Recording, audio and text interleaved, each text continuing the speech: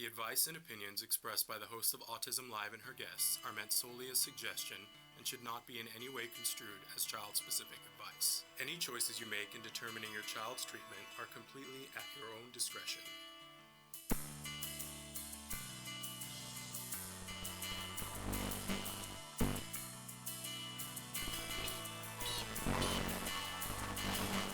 We're going to be welcoming to the show Clifford Bell.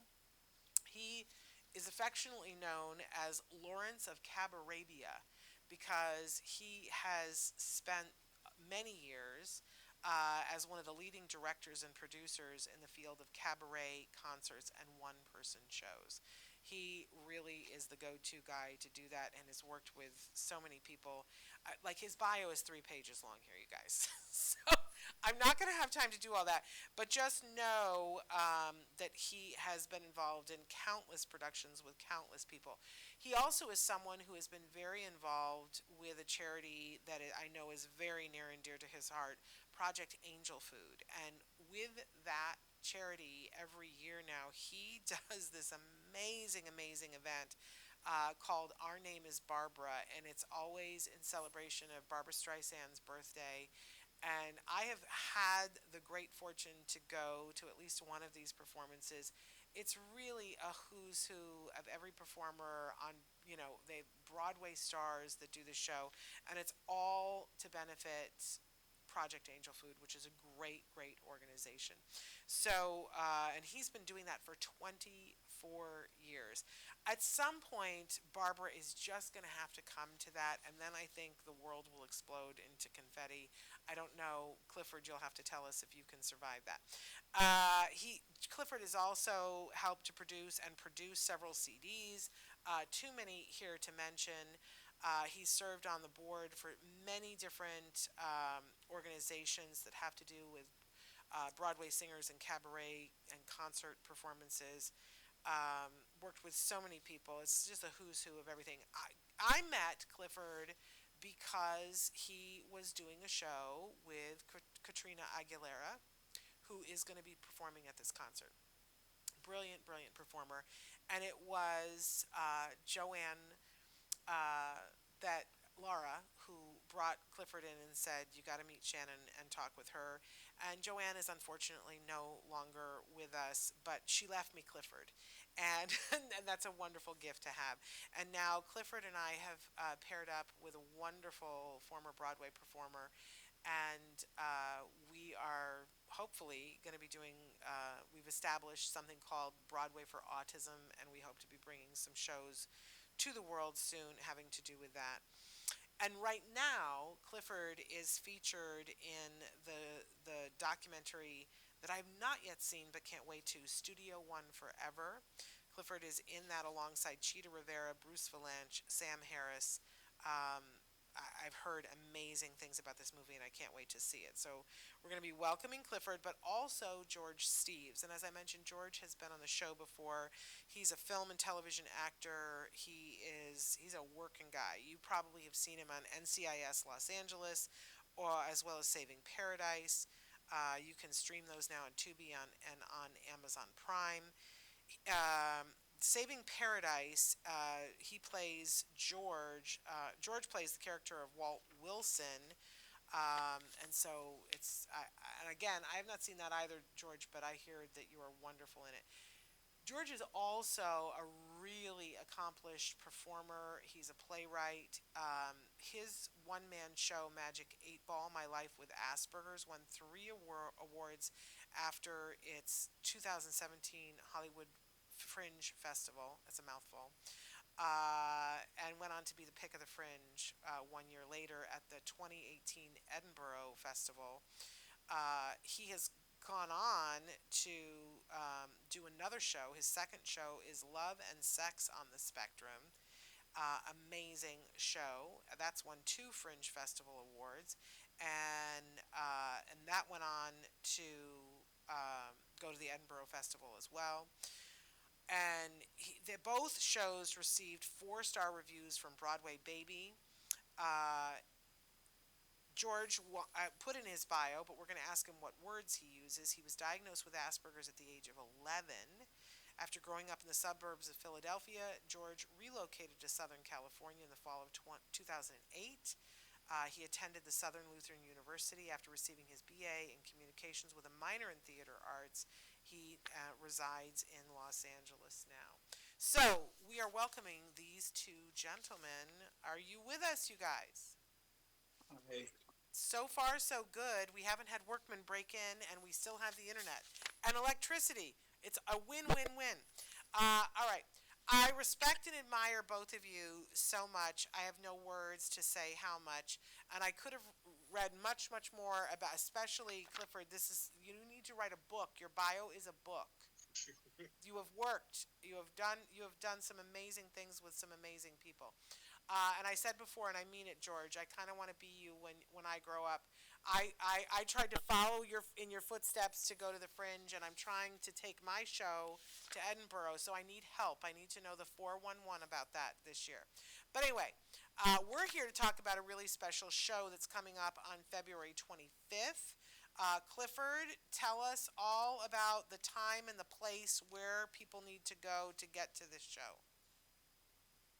First of all, good morning, Shannon. Thank you so much for the opportunity to talk about this. This is our first sort of launch, telling people about it. On Sunday, February 25th, it's going to be a 5 o'clock concert, so I think that's a comfortable time for people to come. At a place formerly known as the Women's Club of Hollywood. It's a historic location in the heart of Hollywood. It's on La Brea Boulevard, right between Hollywood Boulevard and Franklin Avenue. There's a huge free parking lot adjacent to the building, which is one of the big assets in the heart of Hollywood.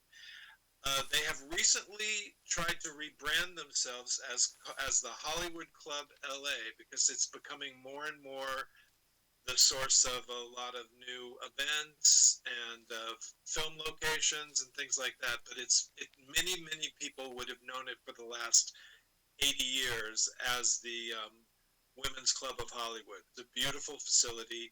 It's like a 200-seat auditorium with a stage. And we're doing a concert that will be raising money for Autism Care Today, which is an organization that I know about through you, Shannon, and I'm so happy that you introduced me by way of saying that our first connection to each other was through Joanne Lara, who was such a dear soul and just a shock to me, and I know everybody else involved when she passed so suddenly. And I had been working for several years with this young singer named Katrina Aguilar, and she's in San Diego, and I connected with her. Wow, with the pandemic, makes time frames so confusing, but probably about 5 or 6 years ago. And I was very taken with her because she's a wonderful singer, sort of almost a classical singer that I sort of shaped into a cabaret performer. And we did a show based on her story of having been a child diagnosed with autism and being completely nonverbal till she was about 8. And then it was the music of Disney films that sort of brought her out of her isolation. And she sang and she talked, and now she's a very, very high-functioning young woman. She's in her early 30s, I think. And before the pandemic happened, we were doing her show very successfully and got a big cover story in a San Diego newspaper about her. And over the pandemic, we, with everybody with masks on and a private invited audience, filmed it at the Catalina Jazz Club. But we really haven't had a chance to be out in public with it much. So this will be our first big launch of it on February 25th, 5 o'clock in the afternoon at the Women's Club of Hollywood. And we wanted to make it a larger event than just Katrina's 1 hour long show. So we have invited an MC that you actually connected me to named Christopher Tenney.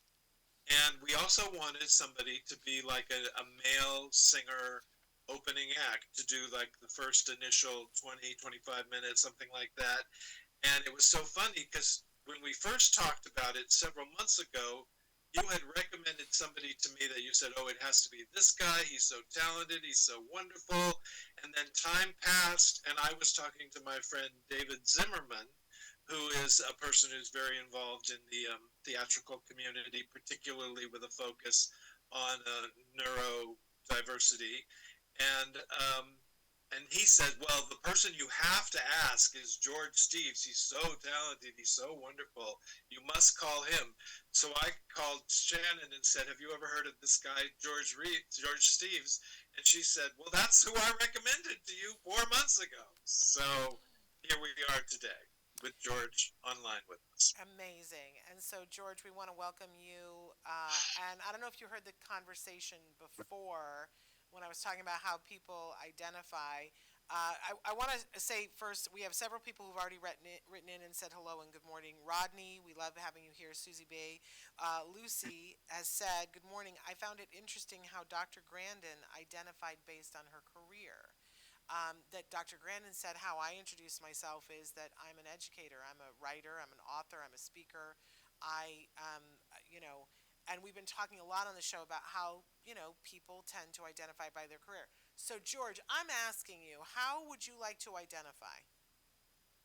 Well, I wear a lot of different hats. I'm an actor, I'm a singer, I'm a songwriter, I'm a writer, playwright, comedian.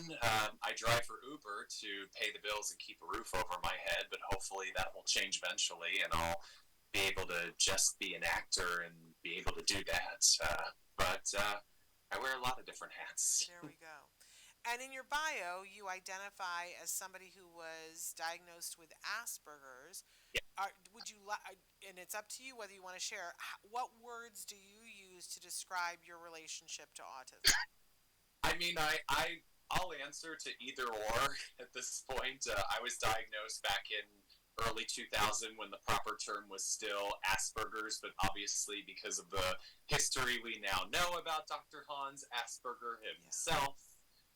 So I have a lot of jokes about this in my stand-up comedy that I do, and which I can't wait to try out in front of this audience. And but autism spectrum disorder, I'll answer to either or.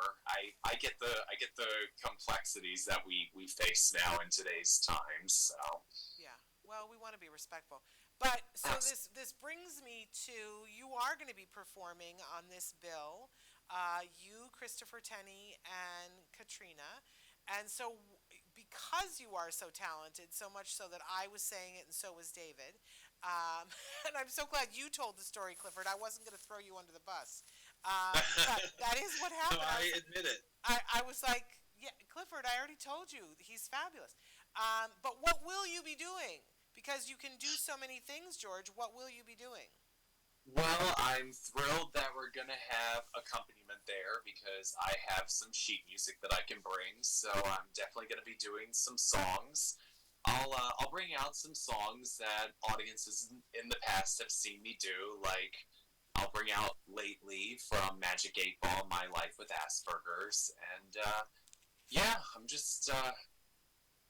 I'm looking forward to trying out some new material as well that I haven't done in front of an audience before, and I'm going to have some great jokes and some great stories to go with the songs, because my story is actually very similar to Aguilar's.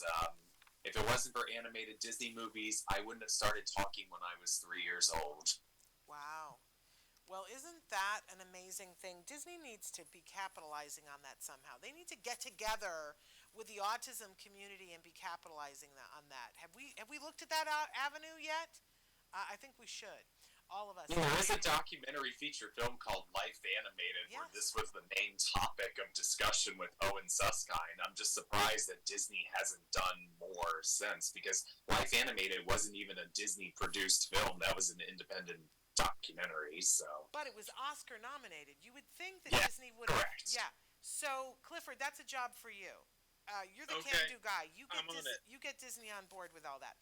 Okay. Can I say something real quick, Shannon? Yes, absolutely.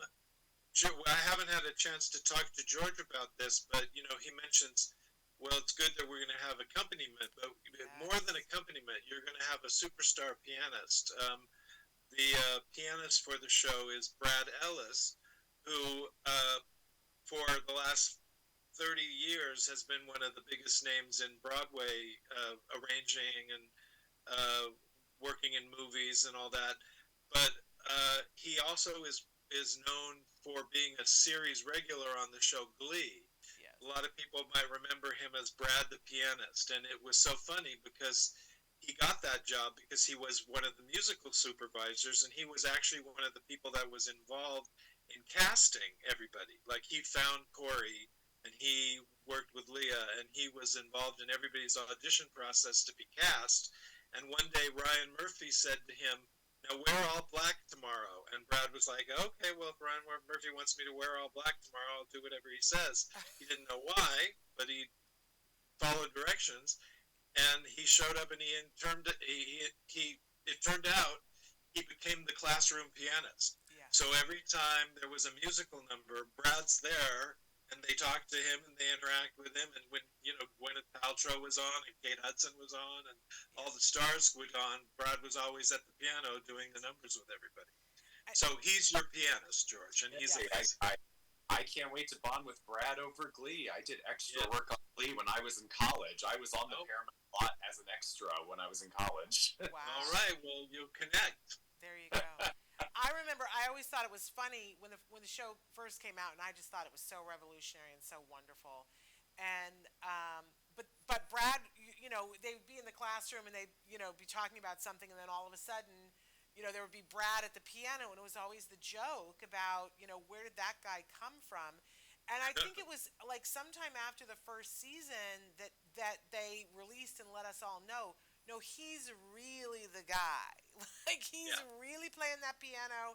He's really the guy, and we all thought it was so brilliant. So amazing that you have that level of royalty at the piano.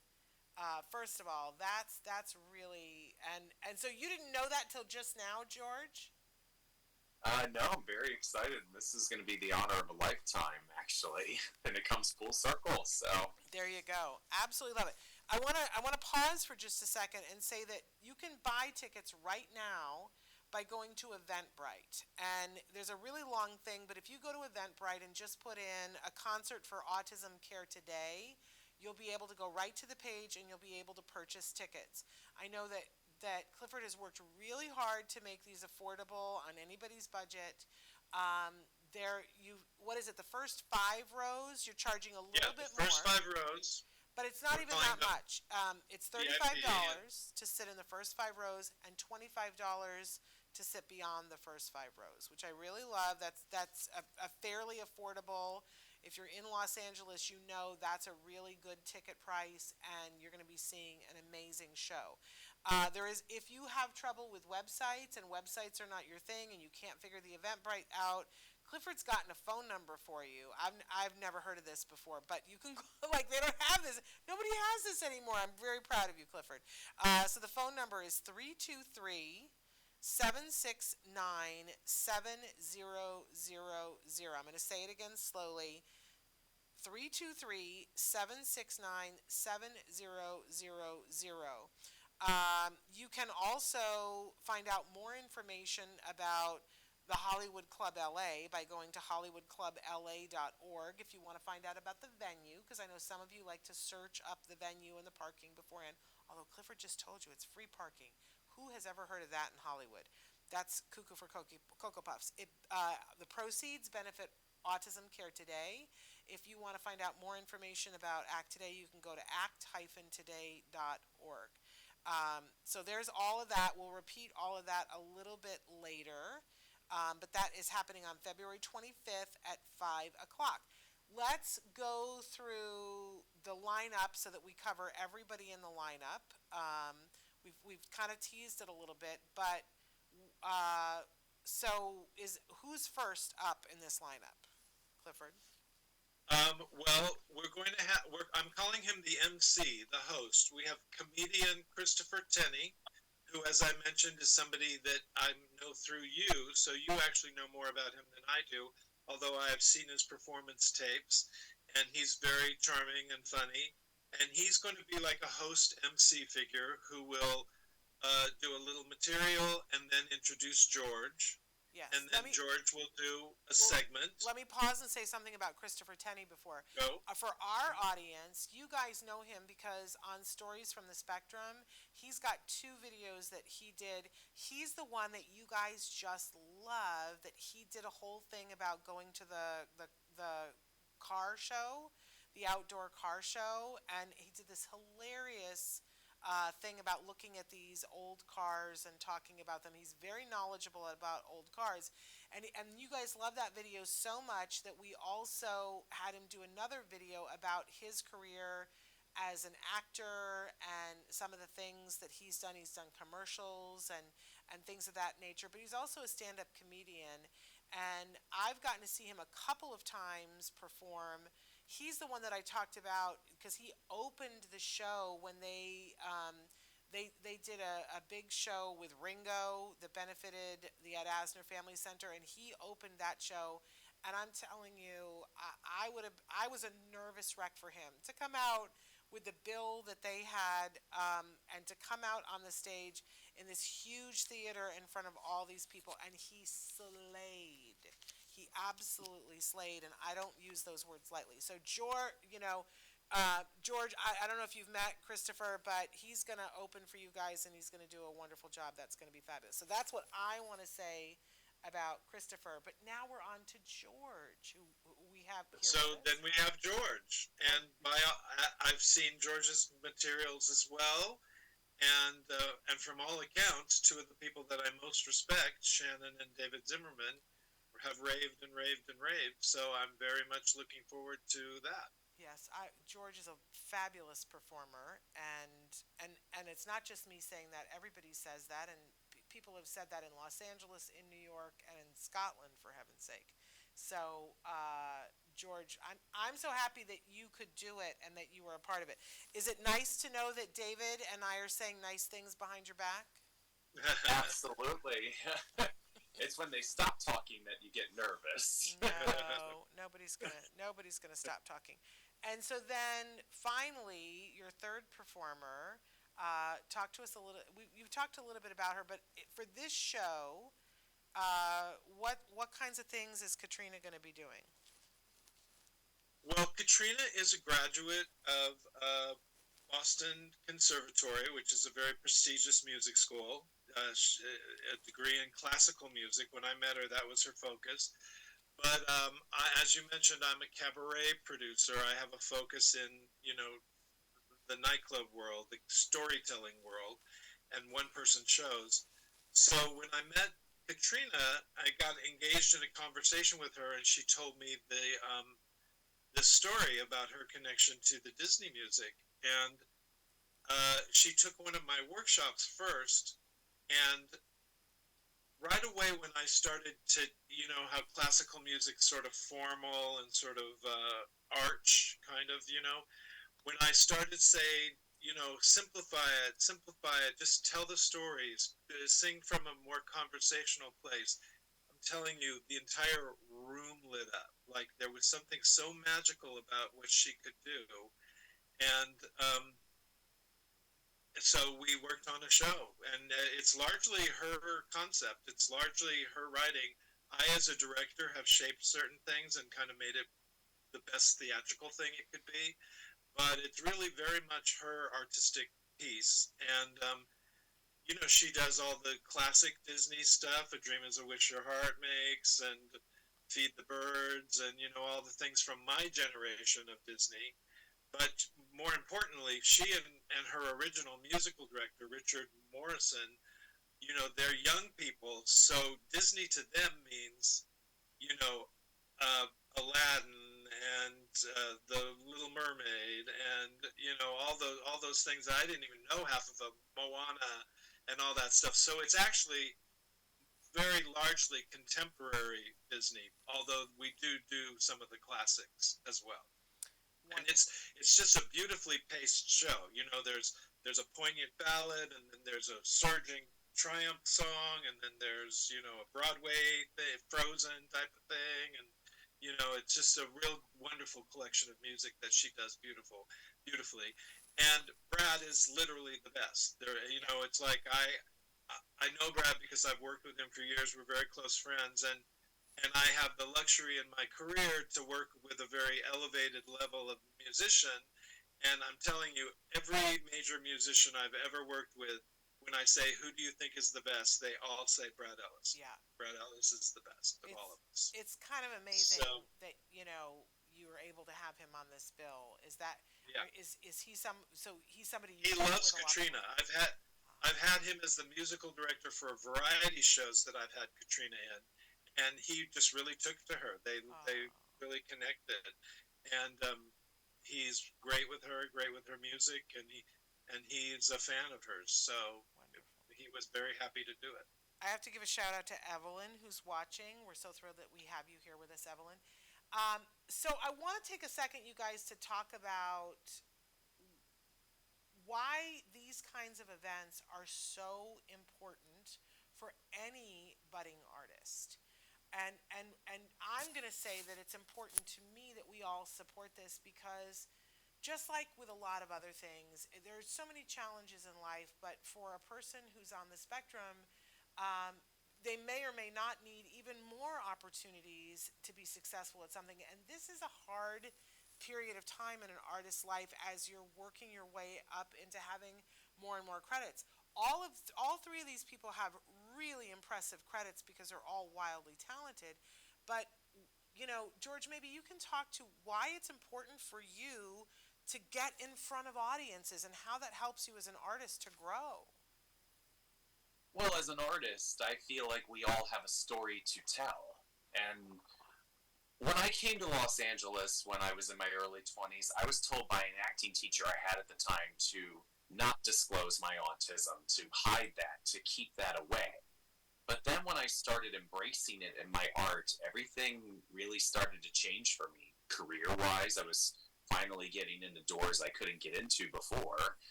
And I was really making a difference in people's lives, and I was really inspiring people. And that, to me, was the most rewarding thing about coming forward and telling my story and incorporating it into my art.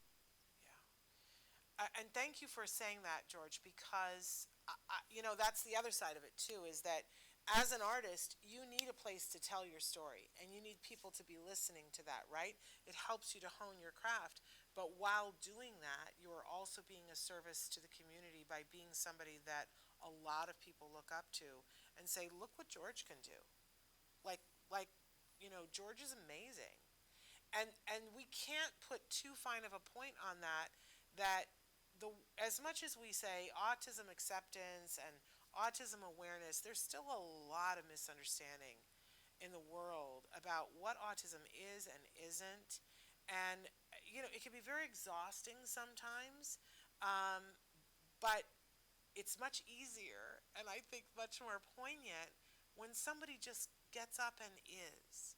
And we get to see them in all their splendor and all their talent. And you're a really wonderful example, George. When you get up and perform, the audience, you have them. And I think sometimes people go to an event and think, a certain trepidation about how is this going to be. And with all three of you, I can say this across the board, with Christopher and with you and Katrina, you guys are all really talented artists. And the audience gets to just enjoy your craft, which is a wonderful, wonderful gift that you give the audience. But the audience also needs to reciprocate and show up and put the butts in the chair, because these performers, you guys, they don't get this opportunity every day, especially since COVID, when there was no live performances for so long. We don't want them working at a deficit, so we have to do our part and show up. And the great thing is that when we show up, they entertain us and uplift us.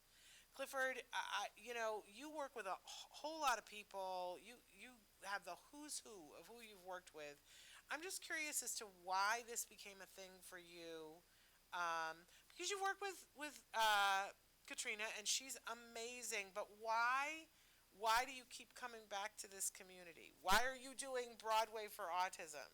What's in it for you, Clifford? Well, I could talk for about an hour on this. You got a little time? We got a little time.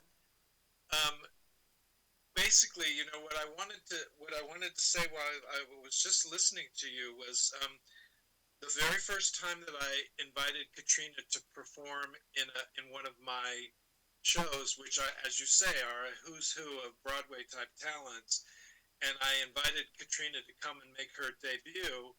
I was nervous. I did not know. I had faith in her, and I had a vision that people would accept her, but I had, you don't know.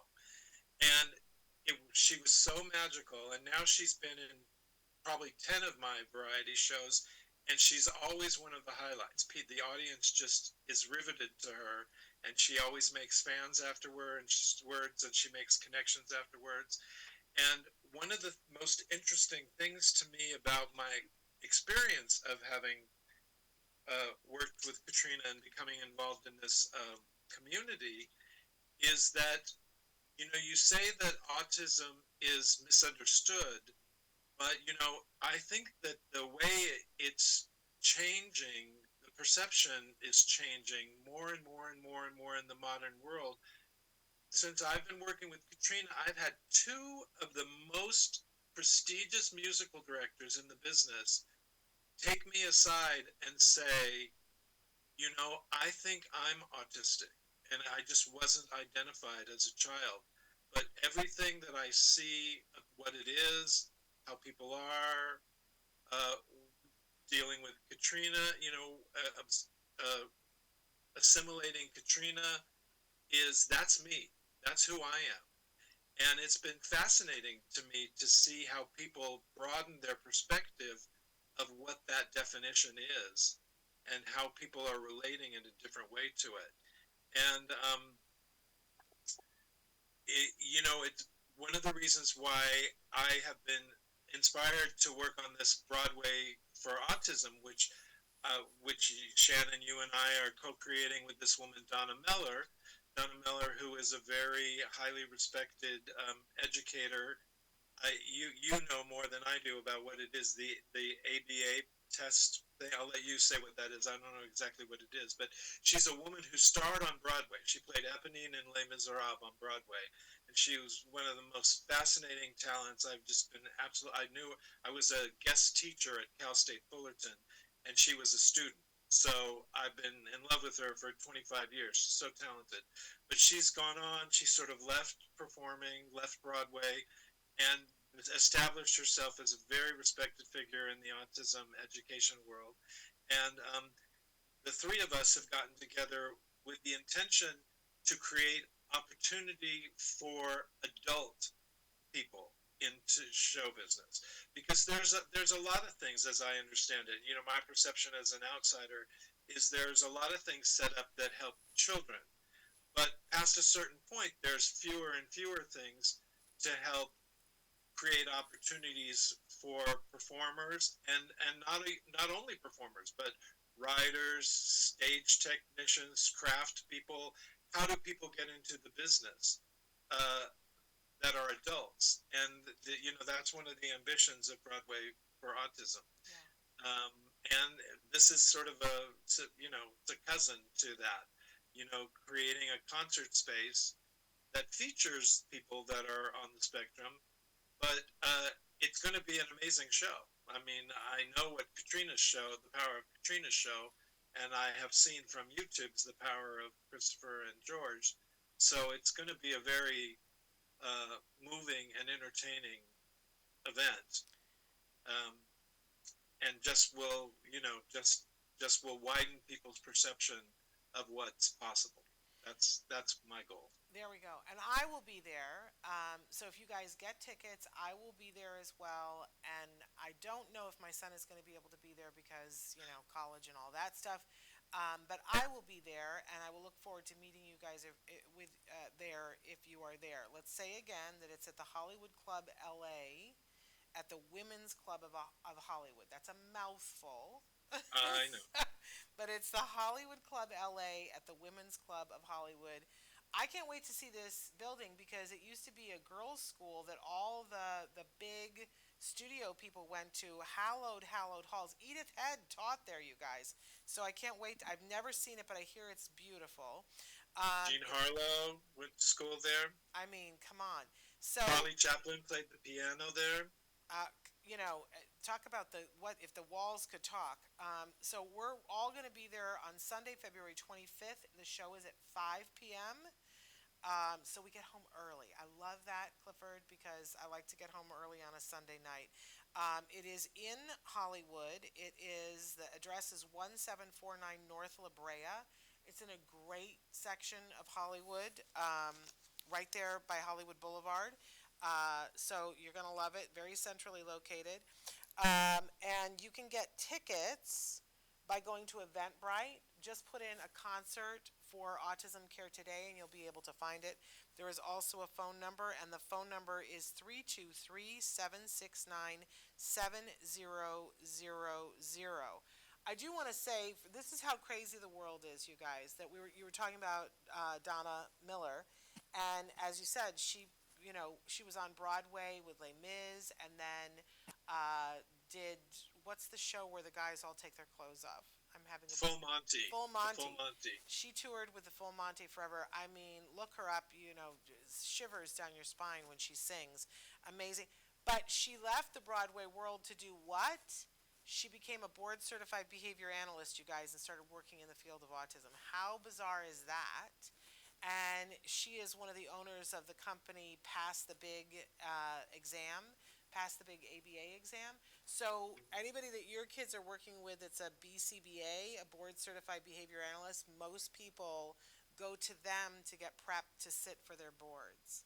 So she is this brilliant educator, but if you can get her to sing for you, she'll knock your socks off, what I'm saying. First time I ever heard George, I don't know if you've ever heard her sing, but Google it, because you'll be like, oh, for corn's sake. And we'll see if we can get Donna to come and be in the audience for this. I don't know if she's busy, but we'll ask her.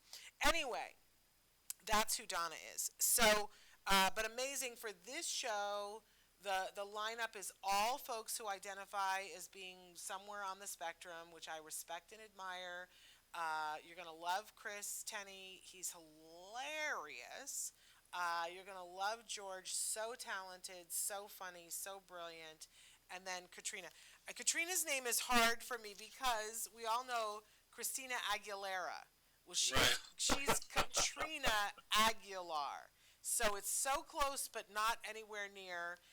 Correct. But another talented performer, and she will knock your socks off too. I have seen her perform several times, and she is a delight. So that is what the bill is. Do we know about how long the show is, Clifford? I would say it'll be 90 minutes, maybe a little bit more, okay. Maybe under 2 hours. So we're all going to be done by 7 o'clock and can get home. Absolutely, you'll be in your car. You'll be on your way home at 7 o'clock. No, I'm going to schmooze and do whatever. 7:10, I'll be in my car. Okay, so want to encourage you guys, and when you come to this event, you're doing a couple of things. You're helping these performers to have more opportunities to hone their craft. If nobody ever went and saw Robin Williams perform, right, he wouldn't have had the opportunity to hone his craft. You're giving them that opportunity. You're going to get all kinds of inspiration from and just delight from watching these three performers. And you're going to be helping other people because the proceeds go to Autism Care Today, which will help for grants for people like you who might need just a little bit of help getting access to your, helping to pay your copays, getting iPads, getting, whatever it is. People have asked for a trampoline because they were told sensory-wise for their child, that's the thing. Assistance dogs, all kinds of things. You know what? Can I say something real quickly, Shannon? Absolutely.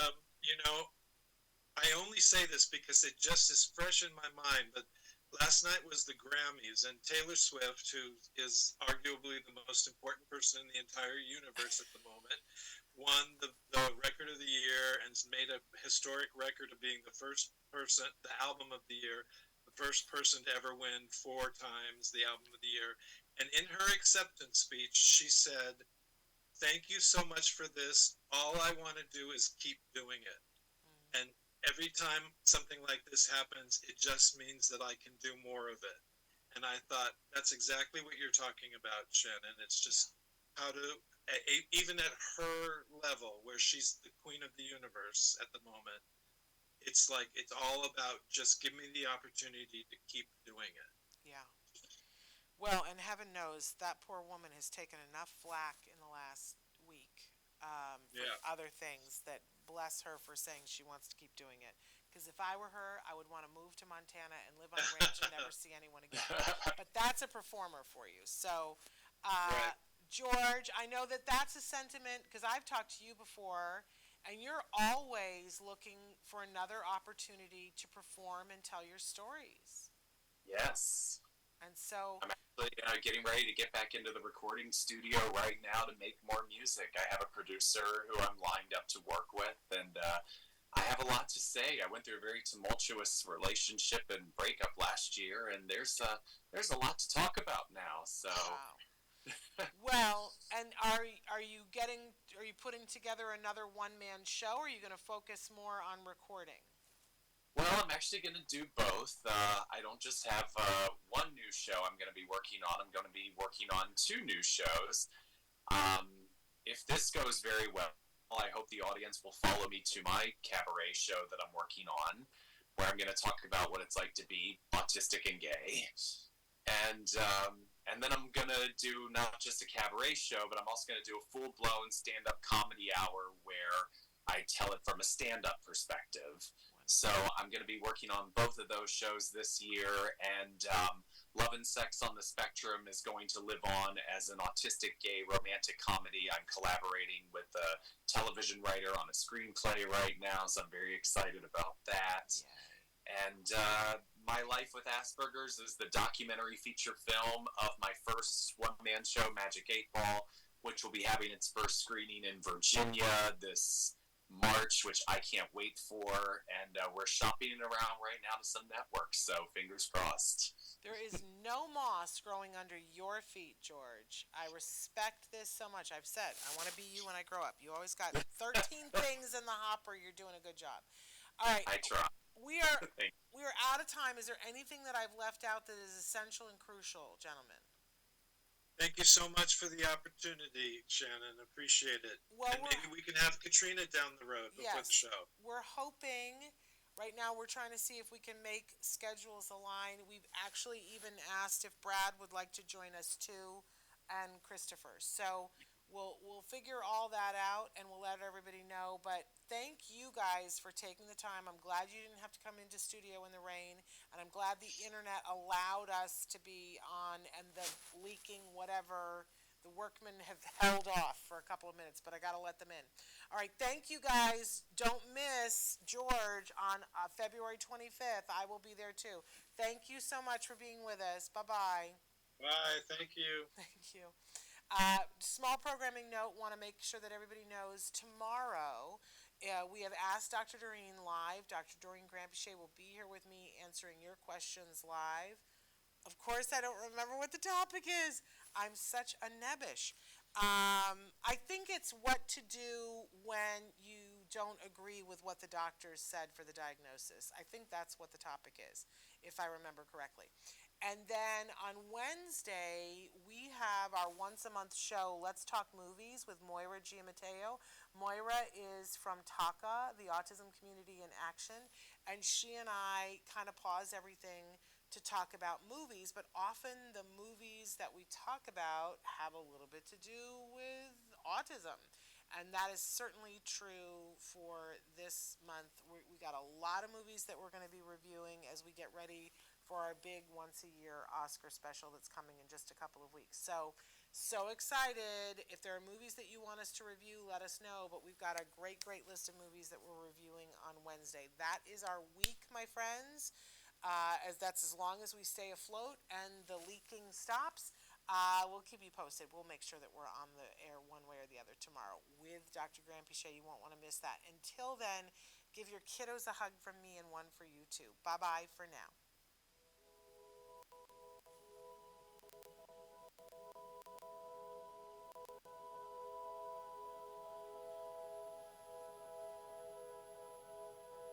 If you found anything helpful in this video, please give us a like. In fact, make sure that you smash that subscribe button on YouTube and give us a like on Facebook.